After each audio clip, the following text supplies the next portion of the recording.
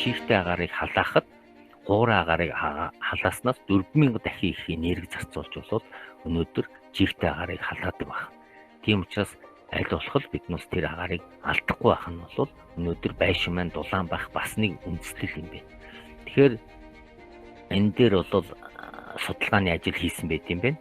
Тэрний үгээр 1.2 метрийн өргөнтэй 2.4-ийн урттай гипсэн хавтангаар нэг улиралын туршид чигтэй агаар хэр зэрэг одоо диффуз үзэгдлийг агаарын нэвчих үзэгдэл явагдахад хэр зэргийн чиг гадагшилтай юм бэ гэдгийг судлахад нэг улирал 3.1 литр буюу 0.33 мл чиг гадагшилж ирсэн байна. Яг энэтэй адилхан хийцлэлээр 2 мм-ийн диаметртэй өргөмөдөд цоолж агаад дотор харьцангуй чигсэн 40 градус, дотор агаад 21 градус байхад нэг улирлын туршид 8 литр чиг гадагшилсан байна.